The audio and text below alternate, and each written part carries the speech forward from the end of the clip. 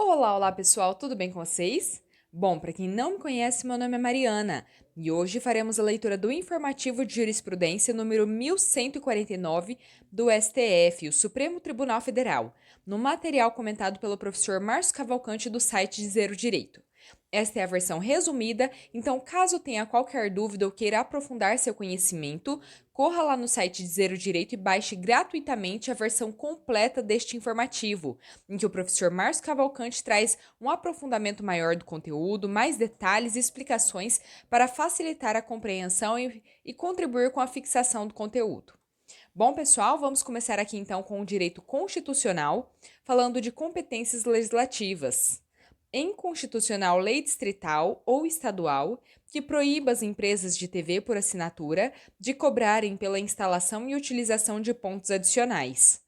É inconstitucional lei distrital que proíbe a cobrança pela instalação e utilização de pontos adicionais de televisão a cabo nas residências situadas em seu território e impõe penalidade em razão do descumprimento.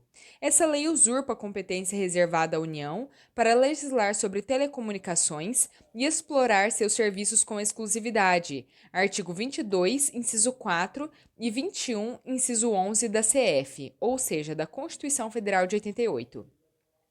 Tribunal de Contas.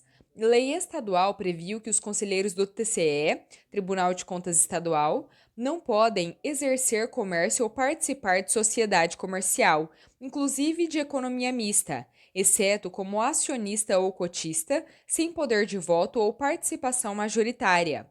Essa previsão é constitucional. É constitucional norma de lei orgânica de Tribunal de Contas Estadual que veda a seus membros o exercício do comércio ou a participação em sociedade comercial, inclusive de economia mista, exceto como acionista ou cotista, sem poder de voto ou participação majoritária. Autonomia universitária. A autonomia de gestão financeira e patrimonial das universidades públicas não impõe a adoção de um modelo do Odécimos ou Caixa Única. No entanto, qualquer que seja o modelo adotado, deve ser assegurado um mínimo de recursos e patrimônio para gerir. A fim de assegurar o aporte de patrimônio e recursos necessários ao adequado cumprimento das funções institucionais das universidades públicas, o texto constitucional lhes garantiu autonomia financeira e patrimonial, além de um espaço mínimo de autogestão. Artigo 207 da Constituição Federal. Não se pré-estabeleceu um modelo específico para o repasse financeiro, mas este deve ser compatível com a referida autonomia. Tese fixada. O artigo 207 da Constituição exige que o regime financeiro orçamentário aplicável às universidades públicas lhes assegure um espaço mínimo de autogestão. Tal diretriz pode ser concretizada, inclusive, mas não obrigatoriamente, pelo repasse orçamentário na forma de duodécimos. Direito administrativo. Servidores públicos. Servidores públicos que sejam eleitos para cargos de deputado federal ou de senador podem ingressar e se manter no Plano de Seguridade Social dos Congressistas, PSSC, caso tenham feito a opção antes da Emenda Constitucional 103 de 2019. São inconstitucionais por violarem os preceitos fundamentais atinentes à separação dos poderes, à isonomia e ao Pacto Federativo, atos normativos que, em interpretação ao artigo 2º caput da Lei nº 9.506 de 97, 1. Estabeleceram a impossibilidade de um deputado federal, ocupante de cargo público efetivo e vinculado ao regime próprio de previdência social, se deu ente federativo, RPPS, aderir ao Plano de Seguridade Social dos Congressistas, PSSC. E 2. Tornaram obrigatória a manutenção do recolhimento das contribuições previdenciárias para o regime de origem durante o período do mandato. Licitações. Análise do inciso 8 do artigo 75 da nova Lei de Licitações. 1. É constitucional a vedação à recontratação de empresa contratada diretamente por dispensa de licitação nos casos de emergência ou calamidade pública, prevista no inciso 8 do artigo 75 da Lei nº 14.133 de 2021.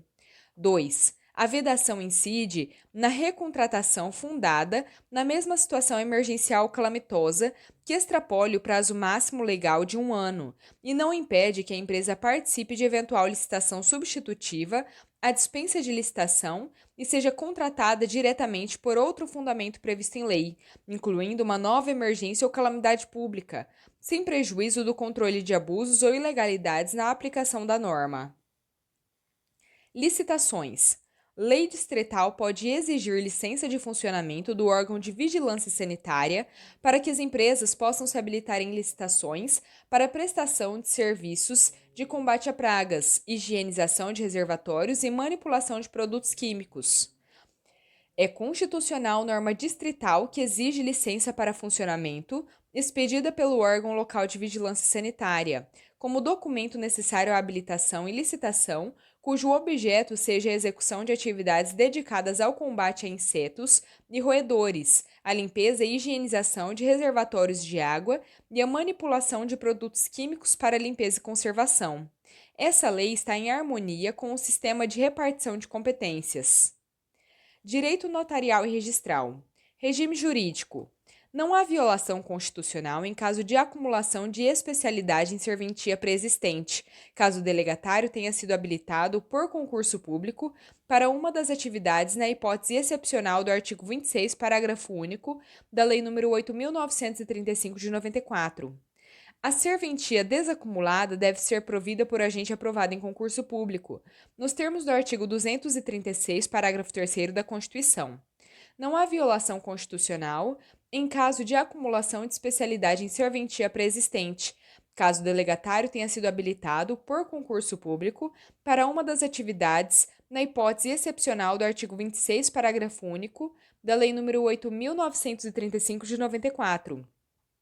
Artigo 26. Não são acumuláveis os serviços enumerados no artigo 5º, parágrafo único. Poderão, contudo, ser acumulados nos municípios que não comportarem, em razão do volume dos serviços ou da receita, a instalação de mais de um dos serviços. Em suma, é constitucional a acumulação de especialidade em serventia preexistente nos casos de distribuição de nova função notarial ou de registro a um cartório já existente e cuja função era antes exercida por outra serventia, desacumulação, desde que o delegatário tenha sido habilitado em concurso público para uma das atividades notariais ou de registro. Direito tributário e imunidade tributária. A imunidade musical somente se aplica para fonogramas e videofonogramas musicais produzidos no Brasil. Mídias importadas, mesmo que contenham obras de artistas nacionais, não gozam da imunidade tributária. Importante: não se estende a imunidade tributária do artigo 150, inciso 6, a linha E da Constituição Federal de 88, à importação de suportes materiais produzidos fora do território nacional, gravados com obras musicais de artistas brasileiros. Tese fixada: a imunidade tributária prevista no artigo 150, inciso 6, a linha I da Constituição Federal, não se aplica às importações de suportes materiais produzidos fora do Brasil, ainda que contenham obra musical de artista brasileiro. ICMS. São constitucionais as regras de convênio do CONFAS, que obrigam as instituições financeiras a fornecer aos estados informações sobre pagamentos e transferências feitos por clientes em operações eletrônicas em que haja recolhimento do ICMS.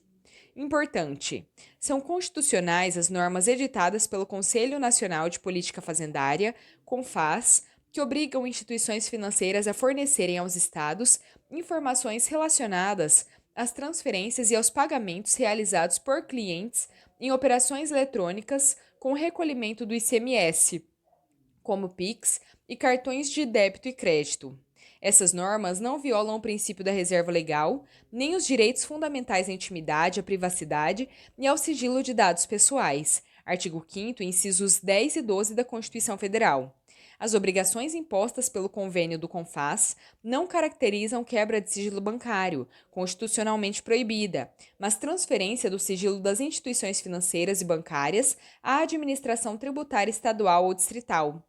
Os dados fornecidos são utilizados para a fiscalização do pagamento de impostos pelos estados e pelo Distrito Federal, que devem continuar a zelar pelo sigilo dessas informações e usá-las exclusivamente para o exercício de suas competências fiscais. Bom, pessoal, terminamos por aqui a leitura do nosso informativo.